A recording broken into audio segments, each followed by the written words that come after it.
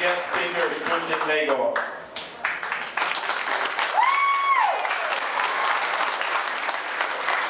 Thank you, Mike. Thank all of you for coming out today.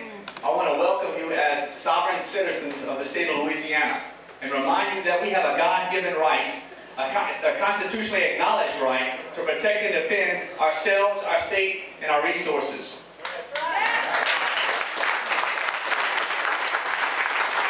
Even if that means defending them against the federal government.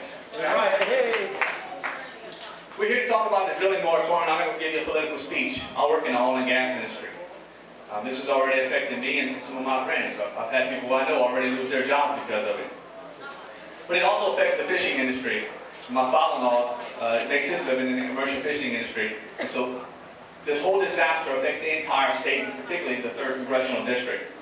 Now, we saw the video just now with Ron Emanuel and him talking about anytime you have a serious crisis, don't let it go to waste. It's an opportunity.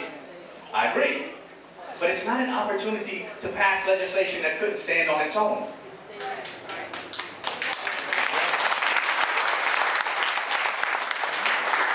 It's an opportunity for us to do what is right.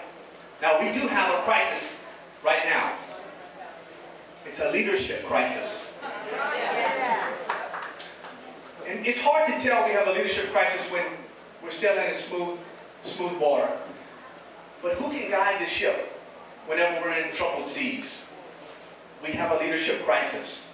Our leaders are afraid to take action.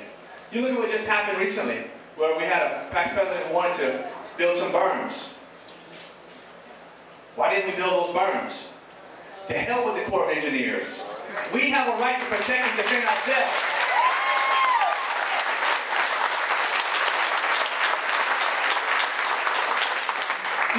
Before these leaders make every decision, they have to consider the litigation that's going to come.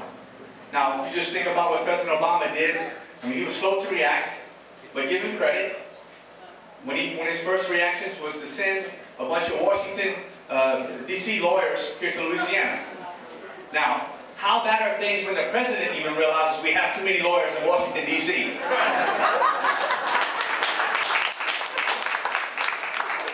For too long, we've been fooled into thinking that every problem could be solved through regulation and more laws. I'm here to tell you today that this disaster did not occur because of a lack of regulation. My experience as a certified safety professional and a district manager in the oil and gas industry tells me that this disaster was caused by a series of bad decisions by individuals who were pressured, who felt pressured to hurry up, cut corners, and save money. That's reality. Now, I've read the testimony by some of the company executives when they went to Washington. And like you, I've seen the interviews on 60 Minutes and heard from the rig crews. It was neglect that led to the leaking hydraulic line being ignored, not a lack of regulation. It was pressure to hurry that led to the decisions not to set the 3rd cement plug and to lighten the drilling mud, not a lack of regulation. It was apathy that led to ignoring the warning signs that one of the elastomer seals was damaged, not lack of regulation. It's just like raising children. You can have all the rules you want, but if you don't enforce them, they're no good.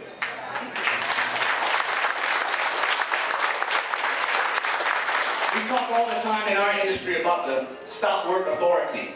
If you work in oil and gas, you know what that is. Basically, anybody at any level of the organization has the authority to stop work at any time if a safety or environmental problem has occurred.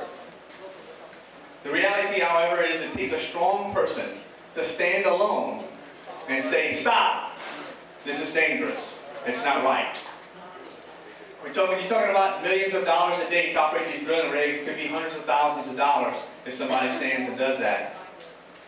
We live in a society where whistleblowers are often demonized.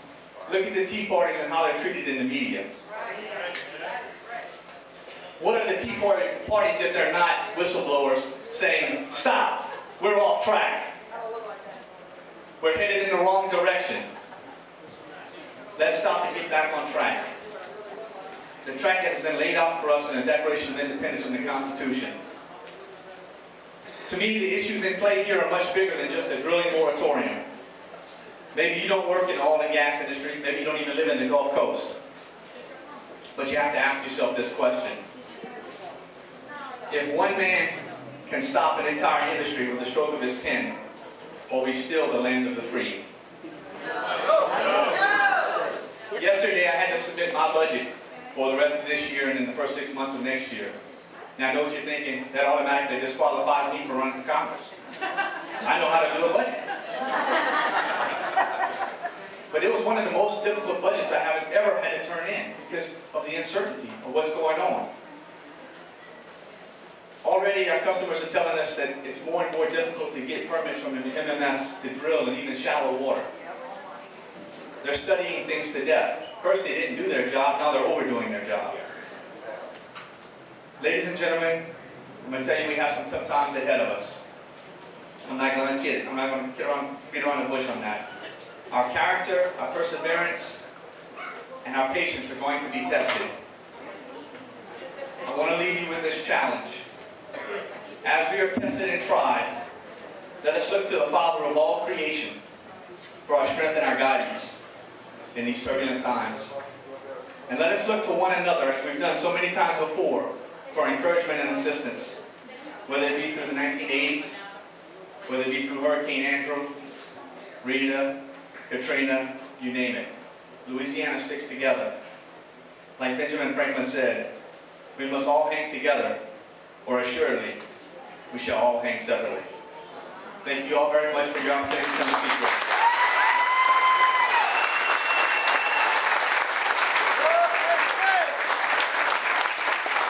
Thank you, Chris. You know,